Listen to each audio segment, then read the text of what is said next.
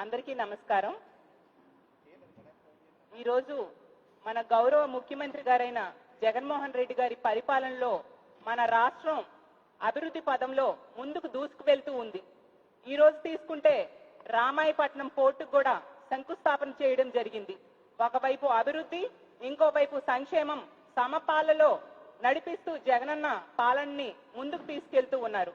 అలాగే సంక్షేమ పథకాలని పారదర్శకంగా ఎటువంటి అవినీతికి తావు లేకుండా 1,65 కోట్ల రూపాయల విలువైన సంక్షేమ పథకాలను ఈ రోజు ప్రజలకు అందిస్తూ ఉన్న ఏకైక ముఖ్యమంత్రి జగన్మోహన్ రెడ్డి గారిని సగర్వంగా తెలియజేస్తున్నాను. అలాగే తన పాలనలో మహిళలకు పెద్దపీట వేశారు. మహిళల్ని ఆర్థికంగా, రాజకీయంగా, సామాజికంగా ముందుకు తీసుకువెళ్తూ ఉన్నారు. ఈ రోజు మన రాష్ట్రంలో తీసుకుంటే మహిళలకి ఇచ్చినన్ని పథకాలు గాని, అలాగే మహిళలకి రక్షణ కోసం చేపట్టిన పథకాలు గాని, అలాగే మహిళలకి ఇచ్చిన రాజకీయ పదవులు గాని మన రాష్ట్రంలో ఇంతకు ముందు ఏ ముఖ్యమంత్రి కూడా చేయలేదు. అంతేందుకు దేశంలో ఎంతో మంది ముఖ్యమంత్రులు పరిపాలిస్తున్నారు. ఆ ముఖ్యమంత్రులు ఎవరు కూడా చేయనట్టుగా మహిళలకి ఈ రోజు జగనన్న పెద్దపీట వేస్తూ ఉన్నారు.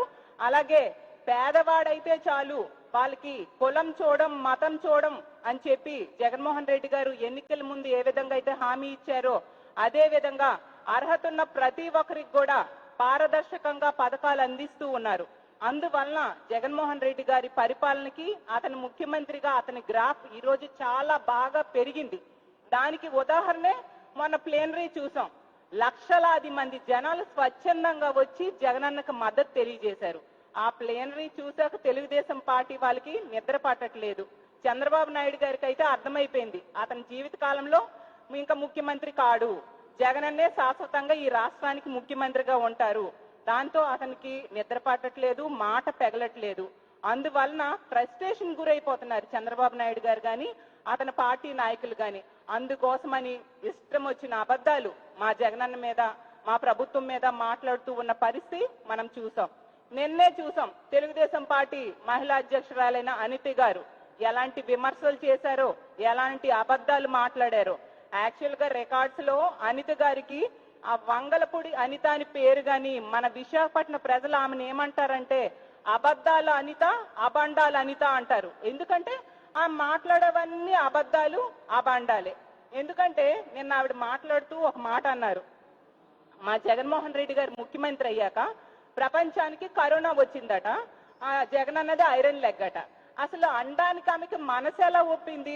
అసలు ఆవిడ అనుకుంటుంది జగన్మోహన్ రెడ్డి గారు ఆంధ్ర రాష్ట్రానికి ముఖ్యమంత్రి లేదా ప్రపంచంలో అన్ని దేశాలకు కూడా ప్రధానమంత్రిగా ఉన్నారా? ఆమె తెలుసుకోవాలి.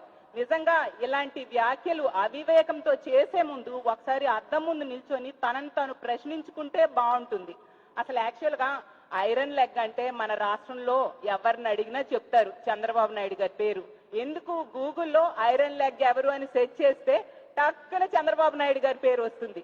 చంద్రబాబు నాయుడు గారు ముఖ్యమంత్రిగా ఉన్న 5 సంవత్సరాల్లో కరువు మండలాన్ని చంద్రబాబు నాయుడు గారి ప్రభుత్వమే ప్రతి సంవత్సరం ప్రకటించేది. చంద్రబాబు నాయుడు గారు కరువు, కవల పిల్లలని ఆంధ్ర రాష్ట్రంలో ప్రజలందరూ అనుకుంటూ ఉన్న పరిస్థితి మనం చూసాం. అలాగే పుష్కరాల సమయంలో చంద్రబాబు నాయుడు గారు ఇలా అడుగు పెట్టారు, 29 మంది చనిపోయారు. దాన్ని అంటారు ఐరన్ లెగ్ అంటే. చంద్రబాబు నాయుడు గారు పక్క రాష్ట్రాల్లో ఎవరికి కనుక మద్దతు ఇస్తే వాళ్ళు ఓడిపోతూ ఉన్నారు. దాన్ని అంటారు ఐరన్ లెగ్ అంటే. అనిత తెలుసుకోమ్మా, మీ చంద్రబాబు నాయుడు గారు ఐరన్ లెగ్. జగనన్న ముఖ్యమంత్రిగా ఉన్న 5 ఏళ్లలో రాష్ట్రం సుభిక్షంగా ఉంది. ఒక్క మండలం కూడా కరువు మండలంగా ప్రకటించలేదు. అలాంటి గోల్డెన్ లెగ్ జగన్మోహన్ రెడ్డి గారి పరిపాలనని సగర్వంగా తెలియజేస్తున్నాను. అలాగే అనిత గారు ఇంకా మరీ ఘోరంగా దిగజారిపోయి మా జగనన్న సతీమణైన భారతమ్మ గురించి విమర్శలు చేస్తూ ఉన్నారు. అసలు ఆమె స్థాయి ఏంటి? ఆమె భారతమ్మ గురించి మాట్లాడే అర్హత గాని, ఆమె పేరెత్తే అర్హత గాని అనితకు లేదని నేను తెలియజేస్తున్నాను. భారతమ్మ కాలి గోటికి కూడా నువ్వు సరిపోవు అనిత, అది తెలుసుకొని మాట్లాడు. ఎందుకంటే భారతమ్మ ఏ రోజు కూడా రాజకీయాల గురించి మాట్లాడలేదు, ఏ రోజు కూడా రాజకీయాల్లో ఇన్వాల్వ్ అవ్వలేదు. ఎంతసేపు తన వ్యాపారం చూసుకుంటూ, తన ఇంటిలో పిల్లల్ని చూసుకుంటూ ఒక బాధ్యతాయుతమైన మహిళగా ఉన్నారు. మనందరము చూసాం. ఆ రోజు సోనియా గాంధీ ఇదే చంద్రబాబు నాయుడు కలిసి అక్రమంగా ఎన్నో కేసులు పెట్టి జగనన్నని అక్రమంగా జైల్లో పెట్టినప్పుడు భారతమ్మ ఎంత మనోనిబ్బరంతో ఎంత గుండె ధైర్యంతో కుటుంబాన్ని నడిపారు, తన వ్యాపార సంస్థలు నడిపారు. ఆ సంస్థల మీద డిపెండ్ అయిన ఎన్నో వేల కుటుంబాలు రోడ్డును పడిపోకుండా ధైర్యంగా ముందుకు నడిపించారు. అలాంటి మహిళ ఎంతో మంది మహిళలకి స్ఫూర్తిదాయకం. ఆ సమయంలో ఆమె ధైర్యానికి, అలాగే ఆత్మస్థైర్యానికి, మనోనిర్భరానికి ఆంధ్ర రాష్ట్రంలో మహిళలందరూ కూడా హ్యాట్స్ ఆఫ్ చెప్తూ ఉన్న పరిస్థితి. ఆమె నిజం చెప్పాలంటే ఒక సక్సెస్ఫుల్ ఉమెన్, ఒక సక్సెస్ఫుల్ వైఫ్, అలాగే ఒక సక్సెస్ఫుల్ మదర్. అంతేకాకుండా ఆవిడ ఒక సక్సెస్ఫుల్ ఎంటర్ప్రెన్యూర్. ఆంధ్ర రాష్ట్రంలో ఉన్న మహిళలందరూ కూడా ఆమెను రోల్ మోడల్ గా ఈ రోజు తీసుకుంటూ ఉన్నారు. అసలు మహిళా పారిశ్రామికవేత్తలైతే భారతమ్మని ఒక స్ఫూర్తిదాయకంగా తీసుకుంటూ ఉన్న పరిస్థితి. ఆంధ్ర రాష్ట్రంలో ఉన్న తల్లులు ఆమెను ఆదర్శవంతంగా తీసుకుంటూ ఉన్నారు. ఎందుకంటే తన పిల్లల్ని ఎంత చక్కగా చదివిస్తున్నారు. ఎంత బిజీ లైఫ్ లో కూడా పిల్లల్ని అంత చక్కగా చదివించడమే కాకుండా అంతర్జాతీయ యూనివర్సిటీలో సీటు తన పిల్లలు సంపాదించారు అంటే అందులో ఖచ్చితంగా భారతమ్మ పాత్ర, కృషి మరవలేనిదని తెలియజేస్తున్నాను. అలాగే ఒక ఉన్నతమైన కుటుంబంలో పుట్టారు ఆవిడ. అలాగే ఒక ఉన్నతమైన కుటుంబానికి కోడలుగా వచ్చారు. అలాగే ఉన్నత విద్యావంతురాలు, అలాగే ఉన్నతమైన విలువలు కలిగిన వ్యక్తి మా భారతమ్మ అని మన ఆంధ్ర రాష్ట్రంలో ఉన్న మహిళలందరూ కూడా సగర్వంగా తెలియజేసుకునే పరిస్థితిని ఆవిడ ఈ రోజు కల్పించారు. మేమందరం అలా ఫీల్ అవుతాం. అంత గొప్ప వ్యక్తి మా జగనన్న భార్య అనేసి మేమందరం కూడా చాలా గర్వంగా ఫీల్ అవుతూ ఉన్నాము. అలాంటి మహిళ గురించి ఈ రోజు దిగజారుడు విమర్శలు చేస్తున్నారంటే చాలా అసహ్యం వేస్తుంది. దీని వెనక ఖచ్చితంగా కూడా చంద్రబాబు నాయుడు గారు ఉన్నారు. అసలు నిజం చెప్పాలంటే ఆ రోజు హర్షిణీ రెడ్డి గారు, భారతమ్మ జగనన్నల బిడ్డ హర్షిణీ రెడ్డి గారు డిస్టింక్షన్ సాధించినప్పుడు చంద్రబాబు నాయుడు గారు ఓపెన్ గా మీటింగ్ లో కామెంట్ చేశారు. అంటే అతను ఎంత కుళ్ళుకుంటున్నారో అర్థమవుతూ ఉంది ఈ ఆంధ్ర రాష్ట్రంలో ఉన్న ప్రజలకి. నిజంగా అతనికి జ్ఞానం అనేది ఉంటే తన ఇంట్లో కూడా భార్య, పిల్లలు, ఆడవాళ్ళు ఉన్నారు కాబట్టి వాళ్ళని చక్కగా మంచి ఉన్నత విద్యావంతులుగా తీర్చిదిద్ది ఆంధ్ర రాష్ట్రంలో ప్రజలందరితో శబాష్ అనిపించుకోవాలి. అది మానేసి ఇంత చక్కటిగా కుటుంబాన్ని, సంస్థల్ని నడుపుతున్న భారతమ్మని టార్గెట్ చేయడం ఎంతవరకు సమంజసం? అసలు చంద్రబాబు నాయుడు గారు ఆ రోజు ముఖ్యమంత్రిగా ఉన్నప్పుడు చేయలేనివి ఈ రోజు జగనన్న ముఖ్యమంత్రిగా ఉన్నప్పుడు చేస్తున్నారు. కాబట్టి ఈ ప్రజల్లో వస్తున్న ఆదర్ని, జగనన్నకు వస్తున్న క్రేజ్ ని చూసి ఓర్వలేక అతనే వెనకుండి ఇలాంటి మహిళలతోని ఇలాంటి కామెంట్స్ ఇంట్లో ఆడోళ్ళని బయటికి తీసుకొస్తూ చేస్తూ ఉన్న పరిస్థితి మనం చూసాం. అసలు అనిత గారిని తీసుకుంటే అసలు ఆవిడికి భారతమ్మ గురించి పేరెత్తే అర్హత కూడా లేదు. ప్రభుత్వ భూమిని తీసుకొని ప్రభుత్వానికే అమ్మేసిన ప్రబుద్ధురాలు. అలాంటి వ్యక్తి భారతమ్మ గురించి మాట్లాడే అర్హత ఉందా అని నేను ప్రశ్నిస్తున్నాను. నిజం చెప్పాలంటే మేం మాట్లాడలేమా? తెలుగుదేశం పార్టీలో ఉన్న ఆడవాళ్ళ గురించి, ఇంట్లో ఆడవాళ్ళ గురించి, చంద్రబాబు నాయుడు గారి కుటుంబ సభ్యుల గురించి మాట్లాడలేమా? మాకు మాటలు రావా? మరి చంద్రబాబు నాయుడు గారు 14 ఏళ్ళు పరిపాలించారు. ఆ రోజు భువనేశ్వరి గారు, చంద్రబాబు నాయుడు గారి సతీమైన అయిన భువనేశ్వరి గారు ఎన్ని సూట్ కేసులు మోసారు? అనిత చెప్తూ ఉంది మా భారతమ్మ సూట్ కేసులు మోస్తున్నారని. ఆ మాట అనడానికి అసలు సిగ్గుందా? మరి అలా అయితే ఆ రోజు 14 ఏళ్ల సమయంలో మీ భువనేశ్వరి గారు ఎన్ని సూట్ కేసులు మోసారు? లోకేష్ గారు మంత్రిగా ఉన్నప్పుడు మీ బ్రాహ్మణి గారు ఎన్ని సూట్ కేసులు తీసుకున్నారు? చెప్పమని నేను ప్రశ్నిస్తూ ఉన్నాను. అలాగే చంద్రబాబు నాయుడు గారు తన సొంత మామనే వెన్నుపోటు పొడిచి ముఖ్యమంత్రి అయ్యారు. మరి తన భార్య ఆ రోజు ఎన్టీ రామారావు గారి కూతురు తండ్రినే భర్త వెన్నుపోటు పొడిచి ముఖ్యమంత్రి అవుతున్నా సపోర్ట్ చేసింది ఎందుకు? ఈ సూట్ కేసులు తీసుకోవడానికి అని నేను ప్రశ్నిస్తున్నాను. అలాగే మనం చూసాం ఆ రోజు చంద్రబాబు నాయుడు గారు ఎన్టీ రామారావు గారికి చెప్పులతో కొట్టించి అవమానించారు. దానిలో కూడా భువనేశ్వరి గారి పాత్ర ఉంది. ఎందుకంటే తన భర్త ముఖ్యమంత్రి అయ్యాక తీసుకొచ్చిన సూట్ కేసులు లెక్క పెట్టుకుందాము అని నేను అనగలను కదా, మేము అనగలం కదా. కానీ జగన్మోహన్ రెడ్డి గారు మాకు ఒకటి చెప్పారు, సభ్యత సంస్కారంతో మాట్లాడాలి అని చెప్పడంతో మేము ఇవేవీ మాట్లాడలేదు. మొన్న కరోనా సమయంలో బ్రాహ్మణి గారు భువనేశ్వరి గారి మధ్య గొడవలు అయ్యాయని చాలా టాక్ వినిపించింది. అంటే గత 5 ఏళ్ళలో వాళ్ళు సంపాదించిన సూట్ కేసులు పంచుకోవడం కోసం మీరు గొడవలు పడ్డారా అని మేము ప్రశ్నించవచ్చు కదా, మేము కామెంట్ చేయొచ్చు కదా. కానీ అవేం మేము చేయట్లేదే. అంటే ఇంట్లో ఆడవాళ్ళని కూడా బయటికి లాగే కుసంస్కారం మీ చంద్రబాబు నాయుడు గారిది, మీ పార్టీ వాళ్ళది. అలాంటి సంస్కారం లేని పనులు మా పార్టీ వాళ్ళు చేయట్లేదు ఇంతవరకు. కానీ ఇదే పని కంటిన్యూ చేస్తే ఖచ్చితంగా అలా చేయాల్సి ఉంటుందని నేను తెలియజేస్తున్నాను. అలాగే చంద్రబాబు నాయుడు గారు మొన్న ఒకసారి మాట్లాడారు. సాక్షి పేపర్లో వార్త వచ్చింది, భారతమ్మని ఎందుకు అరెస్ట్ చేయకూడదు అనేసి. నిజంగా చంద్రబాబు నాయుడు గారు 40 ఏళ్ళ ఇండస్ట్రీ అంటారు, 14 ఏళ్ళు ముఖ్యమంత్రిగా చేశారు. ఇలాంటి వ్యక్తి ఇలాంటి దిగజారిపోయి మాట్లాడే మాటలు మాట్లాడతారు అని నేను ఊహించలేకపోతున్నాను. అంటే అంత ఫ్రస్ట్రేషన్ గురైతే మాత్రం ఇంత ఘోరంగా దిగజారిపోవాలా? ఇలాంటి మాటలు అంటున్నారే, సాక్షిలో వార్త వస్తే భారతమ్మని అరెస్ట్ చేయాలి అని చంద్రబాబు నాయుడు గారు అంటున్నారే. మరి అలాంటి చంద్రబాబు నాయుడు గారు నేను ఒకటి ప్రశ్నిస్తున్నాను. ఆ రోజు తీసుకుంటే హెరిటేజ్ వాహనాల్లో ఎర్ర చందనం స్మగ్లింగ్ జరిగిందని ఆ రోజు పోలీసులు అరెస్ట్ చేశారు, ఆ వాహనాల్ని సీజ్ చేశారు.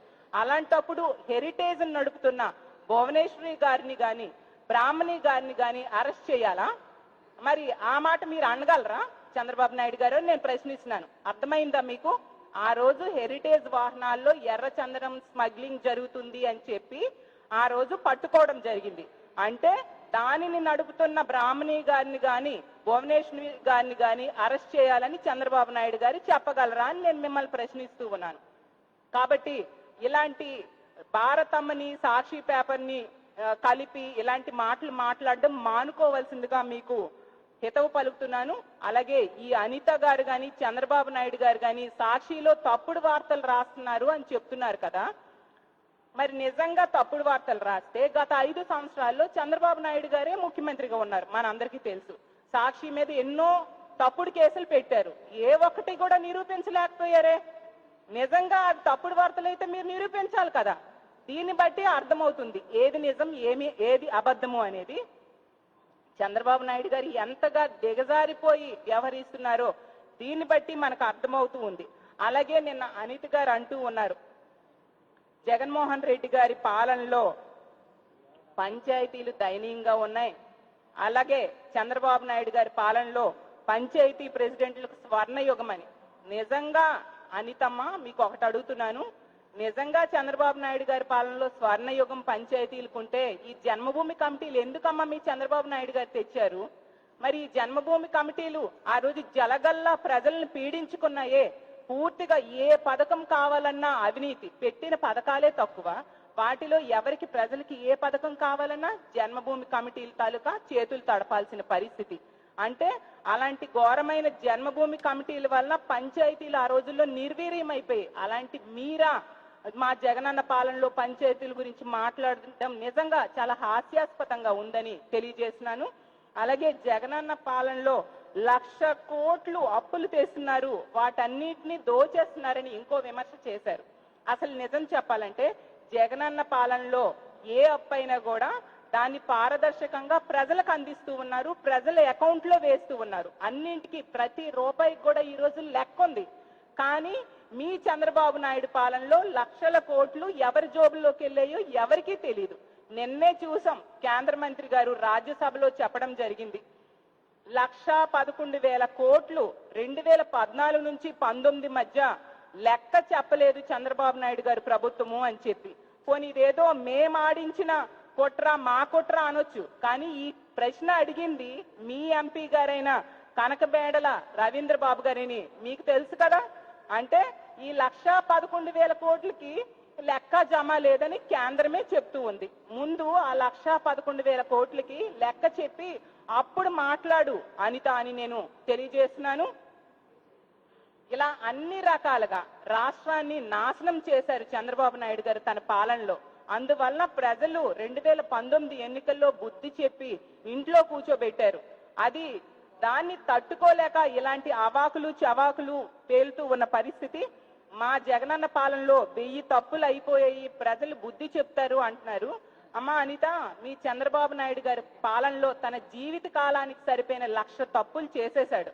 అందువల్ల అతన్ని ఆల్రెడీ ఇంట్లో కూర్చోబెట్టారు. తన జీవిత కాలంలో మరి ముఖ్యమంత్రి అవరు అనేసి మీకు అర్థమైంది కాబట్టి ఇలాంటి మాటలు ఇష్టం వచ్చినట్టుగా మాట్లాడుతూ ఉన్న పరిస్థితి మనం చూసాం. జగనన్న తన పాలనలో ఈజ్ ఆఫ్ డూయింగ్ లో ఫస్ట్ ప్లేస్ లో ఉన్నారు ఈ రోజు జగన్మోహన్ రెడ్డి గారు. అలాగే సచివాలయం, వాలంటీర్ వ్యవస్థ ఇతర రాష్ట్రాలకు ఆదర్శంగా ఉంది. అలాగే ఆర్బీకీలను తీసుకుంటే నీతి ఆయోగ్ ప్రశంసించిన పరిస్థితి మనం చూసాం. కేంద్రం కూడా జాతీయ అవార్డుకి ఆర్బీకేల్ని ఎంపిక చేసిన పరిస్థితి మనం చూసాం. అలాగే మీరు ఒక్క విషయం గుర్తుంచుకోండి, కేవలం 3 ఏళ్లలో, కేవలం 3 ఏళ్లలో 32 లక్షల ఇళ్ల పట్టాలు ఇచ్చిన ముఖ్యమంత్రిని ఎక్కడైనా చూసారా? కేవలం 3 ఏళ్లలో 28 లక్షల ఇళ్ల స్థలాలు ఇచ్చిన ముఖ్యమంత్రిని ఎక్కడైనా చూసారా? కేవలం 3 ఏళ్లలో 1,65,000 కోట్ల రూపాయలని ఎటువంటి అవినీతికి తావు లేకుండా ప్రజల అకౌంట్ లో వేసిన ముఖ్యమంత్రిని ఎక్కడైనా చూసారా? కేవలం 3 ఏళ్లలో ప్రతిపక్షాన్ని నామరూపాలు లేకుండా చేసిన ముఖ్యమంత్రిని ఎక్కడైనా చూసారా?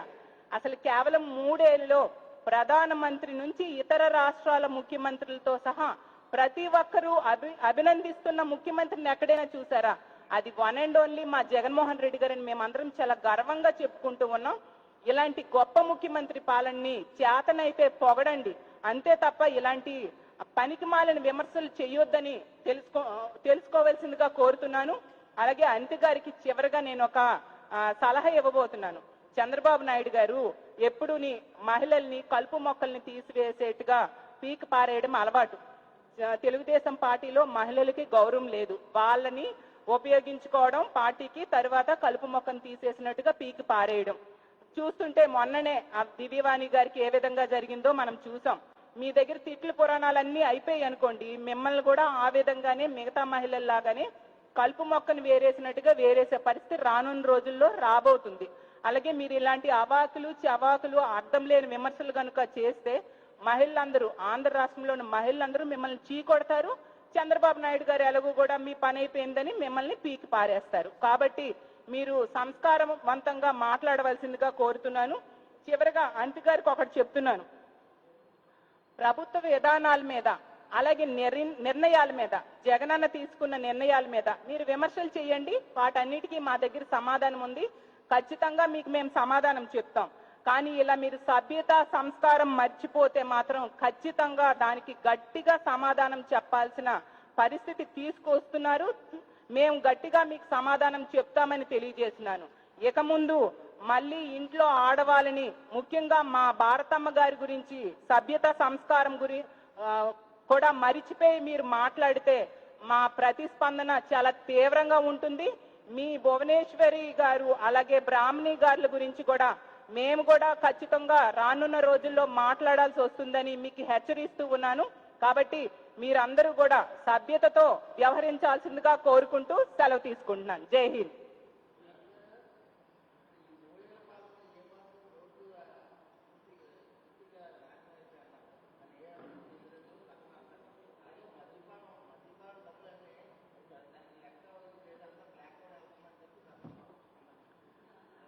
రోడ్లు తాలూకా దాని డ్యూరేషన్ ఒక 10 సంవత్సరాలు ఉంటుంది. ఈ రోడ్లన్నీ చంద్రబాబు నాయుడు గారి టైంలో వేసిన రోడ్లు. అవి ఇప్పుడు జగనన్న పాలన వచ్చాక కేవలం 3 సంవత్సరాలు అయింది. అవి వాళ్ళు సరిగ్గా వేయకపోవడం వలన, వాళ్ళు అవినీతి చేయడం వలన, ఆ డబ్బుల్ని మింగేసి రోడ్లలో క్వాలిటీ మెయింటైన్ చేయకపోవడం వలన ఈ రోజు రోడ్లు పాడయ్యాయి. అయినా జగనన్న దాని బాధ్యతగా తీసుకొని రోడ్లు బాగు చేయడం మనందరము చూసాం. జగనన్న ఒక సంక్షేమమే కాదండి, అభివృద్ధి మీద కూడా ఎంతగానో దృష్టి పెడుతున్నారు. ఈ రోజు నాడు నేడు కింద చూసుకుంటే పాఠశాలలు ఏ రోజైనా చూసామా? కార్పొరేట్ స్కూల్స్ ధీటుగా ఉన్నాయి. అలాగే నాడు నేడులో హాస్పిటల్స్, ఒకప్పుడు గవర్నమెంట్ హాస్పిటల్కి వెళ్ళాలంటే పోయేవాళ్ళం. ఈ రోజు తీసుకుంటే కార్పొరేట్ హాస్పిటల్స్ అంతగా వేల కోట్లు ఖర్చు పెడుతూ ఉన్నారు, అంతగా అభివృద్ధి కోసం. అలాగే మనం చూసాం వైఎస్ఆర్ విలేజ్ క్లినిక్లు అనేసి, అలాగే ఈ ఆర్బీకేలు, అలాగే గ్రామ సచివాలయాలు, డిజిటల్ లైబ్రరీలు, ఇలా అభివృద్ధి మీద కూడా ఎంతగానో పెద్దపీట వేశారు. అలాగే రోడ్ల మీద కూడా మరమ్మతులు చేపడుతూ ఉన్నారు. కొత్తగా గ్రాంట్స్ కూడా మంజూరు చేయడం జరిగింది. జగనన్న అభివృద్ధి సంక్షేమము ప్యారలల్ గా తీసుకెళ్తూ రాష్ట్ర అభివృద్ధికి పాటుపడుతున్నారని మేము ఘంటాపథంగా చెప్పగలమని.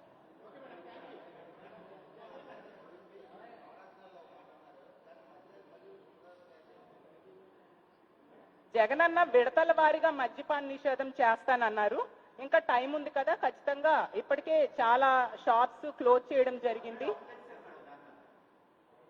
రానున్న రోజుల్లో ఖచ్చితంగా మద్యపాన నిషేధం చేయడం జరుగుతుంది.